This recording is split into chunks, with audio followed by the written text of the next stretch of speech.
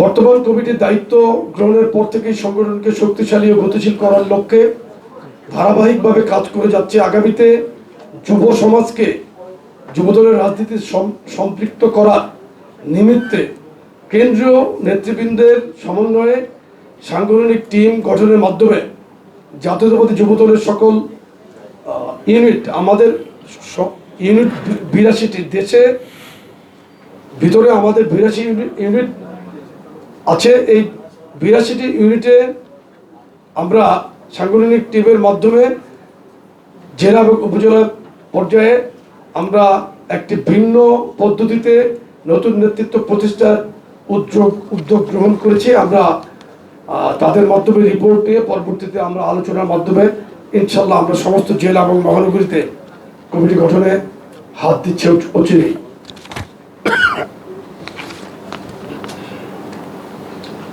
যুব ক্রীড়া মন্ত্রণালয়ের সহযোগিতা পাওয়া গেলে যুব সমাজের কর্মসংস্থান সৃষ্টি ও কর্মসংস্থান ভিত্তিতে সরকারি উদ্যোগের সাথে একযোগে কাজ করার পরিকল্পনা আমাদের রয়েছে। বর্তমান গণতান্ত্রিক পরিবেশে সাংগঠনিক শক্তি বৃদ্ধির পাশাপাশি সামাজিক দায়বদ্ধতার অংশ হিসেবে রক্তদান কর্মসূচি, যেটা আমরা ইতিপূর্বে 30 মেতে পালন করি,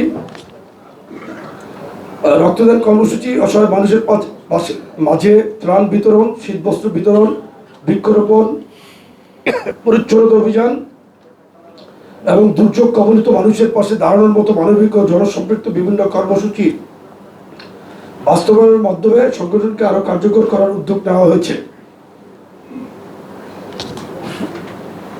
এবার মূল প্রসঙ্গে আসি। আপনাদের প্রতি আমাদের অনুরোধ থাকবে, ভাই হিসাবে, রাজনৈতিক সচেতন মানুষ হিসাবে আপনাদের প্রতি আমাদের অনুরোধ থাকবে, যুবদল সংশ্লিষ্ট কোনো সংবাদ প্রকাশের ক্ষেত্রে অবশ্যই আপনারা দয়া করে যাচাই বাছাই করবেন। বিগত সরকারের সময় অনেক ঘটনাকে অস্বীকার করা হতো, আমরা কিন্তু সেটা করি না। আমরা কিন্তু জানামাত্র ব্যবস্থা নেওয়ার চেষ্টা করি। জানবো কার মাধ্যমে? আপনাদের মাধ্যমেই, সোশ্যাল মিডিয়ার মাধ্যমেই আমরা জানি, বা বিভিন্ন সময় আমাদের নেতৃবৃন্দ আমাদেরকে জানায়। আমরা আমাদের অনেক নেতা কর্মীকে বিভিন্ন সময় শাস্তি দিয়েছি, প্রয়োজনে আইনগত ব্যবস্থা নিয়েছি, কাউকে আইন প্রয়োগকারী সংস্থাকে অনুরোধ জানিয়েছি তাদেরকে আইনের আওতায় আনার জন্য। সংগঠনের সুনাম ও আদর্শ রক্ষার্থে কিন্তু আমরা দৃঢ় প্রতিজ্ঞ। আপনারা যারা সংবাদ মাধ্যমের মাধ্যমে সত্য ন্যায়ের পক্ষে দাঁড়িয়ে আমাদের বার্তাকে জনগণের কাছে পৌঁছে দিচ্ছেন, আমরা তাদেরকে আন্তরিক ধন্যবাদ ও কৃতজ্ঞতা জানাই। আশা করি আপনারা আগামীতেও গণতন্ত্র ও ন্যায় বিচারের সাথে যথাযথ দায়িত্ব পালন করবেন। আমি একটু এই প্রেস আপনাদের সংবাদ সম্মেলনে যে আমি যেটা পাঠ করলাম তার বাইরে আমি দু একটা জিনিস আপনাদের জানাই। একটু দেখেন, প্রখ্যাত কিডনি বিশেষজ্ঞ ডাক্তার প্রফেসর কামরুল ইসলামের সিকিটি হাসপাতালে একটি ঘটনা জানার সাথে সাথে আমরা সভাপতি এবং সাধারণ সম্পাদক, আমাদের সাংগঠনিক সম্পাদক সহ রাত্র প্রায় 1টা বাজে তখন আমরা ওখানে পৌঁছে গিয়েছিলাম। বলা হয়েছিল যুবদলের একজন নেতা, আসলে সে যুবদল 15 বছর আগে সে যুবদল করেছে, এখন সে যুবদলের সাথে কোনো অবস্থাতে সম্পৃক্ত না। নিউজটা পাওয়ার সাথে সাথেই কিন্তু আমরা ওখানে রাত্রে গিয়েছি। ওখানে গিয়ে ডক্টরের সাথে অধ্যাপক জনাব কামরুল ইসলামের সাথে কথা বলেছি। পরবর্তীতে উনি আমাদের এই যাওয়ার কারণে উনি অত্যন্ত আবেগে আপ্লুত হয়ে আমাদেরকে ধন্যবাদ জানিয়েছেন। আমরা ওখান থেকে র্যাবের সম্মানিত ডিআইজি জনাব ফারুক সাহেবের সাথে কথা বলেছি এবং আপনারা দেখেছেন পরের দিনই ওই অভিযুক্ত ব্যক্তি গ্রেফতার হয়েছে। এখানে আপনারা একটা জিনিস দেখবেন যে আমরা কিন্তু অস্বীকার করি নাই, আমরা গিয়েছি, আমরা তাকে সহযোগিতা করেছি এবং আইন এবং এই ক্ষেত্রে সরকারও খুবই জিরো টলারেন্সে ছিল। তাকে পরের দিন গ্রেফতার হয়েছে, এখনো পর্যন্ত ওই অভিযুক্ত ব্যক্তি কিন্তু কারাগারে। এখানে কিন্তু দেখার বিষয় যে আমরা কি জিনিসটাকে গুরুত্ব দিয়েছি কিনা। আর এখানে যেহেতু যুবদলের নাম এসেছিল, যুবদল করতো না কিন্তু, সেই ক্ষেত্রে কিন্তু তারপরেও কিন্তু আমরা গিয়ে ওখানে ব্যবস্থা নেওয়ার চেষ্টা করেছি, সহযোগিতা করেছি অধ্যাপক জনাব কামরুল ইসলামকে। রাজবাড়িতে একটি ঘটনা ব্যাপকভাবে সোশ্যাল মিডিয়ায় প্রচার করা হয়েছে যে যুবদলের একজন পেট্রোল পাম্পের একজন কর্মচারীর একটি ঘটনা উল্লেখ করে। আওয়ামী লীগের আমলে 2019 সালের 28শে জানুয়ারি একটি সাংবাদিক সম্মেলনের মাধ্যমে জেলা যুবদলের পদ থেকে পদত্যাগ করে। পরবর্তীতে যুবদলের সাথে তার কোনো 19-এর পর থেকে তার সাথে কোনো সম্পর্ক ছিল না, কিন্তু ওখানেও যুবদলের পরিচয় দিয়ে, যেহেতু আগে যুবদল করেছে এবং যুবদল ত্যাগ করেছে, অন্য দলের সাথে মিশে গিয়েছিল, তৎকালীন সরকারি দলের সাথে আমাদের সাথে ন্যূনতম কোনো সম্পর্ক ছিল না, কিন্তু তখন সেটা কেউ কিন্তু উল্লেখ করে নাই। এটাও আমাদের উপর দিয়ে চালিয়ে দেওয়ার একটি চেষ্টা ছিল। আমরা কিন্তু এই অপপ্রচারগুলোর যে শিকার হচ্ছি, এই ক্ষেত্রে কিন্তু আমরা আপনাদেরকে অনুরোধ জানাই যে আপনারা মিথ্যাচারের থেকেও কিন্তু অপপ্রচার অনেক বেশি ক্ষতিকর এবং আমাদের জন্য কষ্টকর। এই ক্ষেত্রে আমরা অবশ্যই আপনাদের সহযোগিতা আশা করি। নারায়ণগঞ্জের একটি ঘটনাকেও নারায়ণগঞ্জ টাইমসে এই নিউজটা আমরা পরবর্তীতে তারা করেছিল।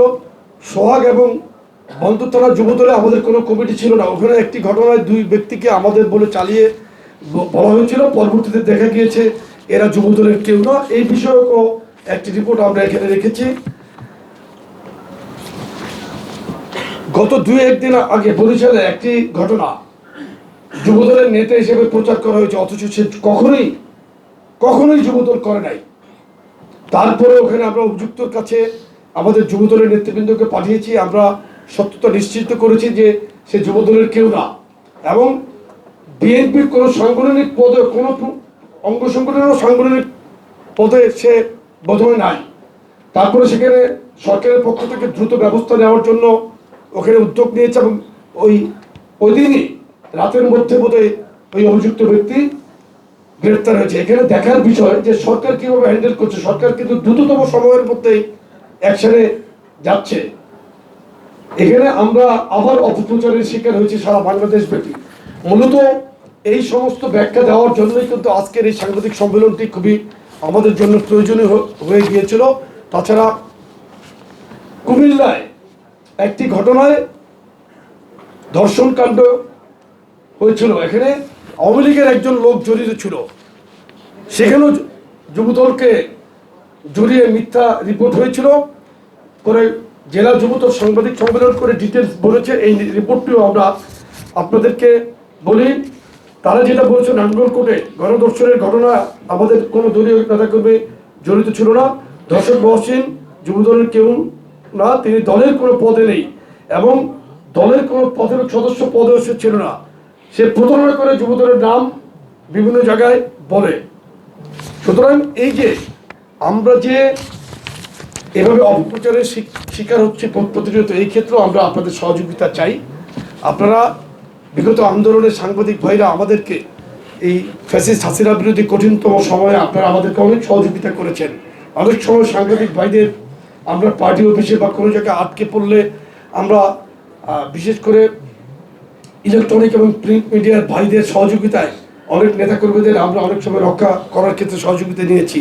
কেউ আহত হয়েছে, অনেক মিডিয়ার গাড়িতে করে তাদেরকে আমরা হসপিটালে পাঠিয়েছি। এই ক্ষেত্রে আমরা সাংবাদিকদের সবসময় সহযোগিতা পেয়েছি। আমরা সবসময় সাংবাদিক বান্ধব, রাজনীতি নেতৃবৃন্দর যে মানসিকতা সেটা আমাদের সর্বোচ্চ পর্যায়ে থাকে। সাংবাদিকদের সবসময় আমরা ধন্যবাদ জানাই। সাংবাদিকদের কোনো দুঃসময়েও আমরা, কোনো দুঃখের সময়ও কিন্তু আমরা তাদের পাশে গিয়ে দাঁড়াই। এই কিছুদিন আগে ধানমন্ডির একটি ঘটনায় কিন্তু আমি এবং সাধারণ সম্পাদক একজন সাংবাদিকের পাশে গিয়ে দাঁড়িয়েছিলাম। সাংবাদিকরা আমাদের ভাই, সমাজের দর্পণ এই সংবাদপত্র। আপনারা অবশ্যই যুবদল বলার সাথে সাথেই এটা আপনারা একটু যাচাই বাছাই করবেন, বা যে কোনো সংগঠনের ক্ষেত্রে যাচাই বাছাই করবেন। এটাই আপনাদের প্রতি আমাদের অনুরোধ। আমরা আপনাদেরকে আবারও এই আমাদের অনুষ্ঠানে কষ্ট করে আসার জন্য ধন্যবাদ জানিয়ে বিদায় নিচ্ছি। আল্লাহ হাফেজ। বাংলাদেশ জিন্দাবাদ। বাংলাদেশ জাতীয়তাবাদী যুবদল জিন্দাবাদ। আমি একটা কথা বলি, একটু আপনাদের এখানে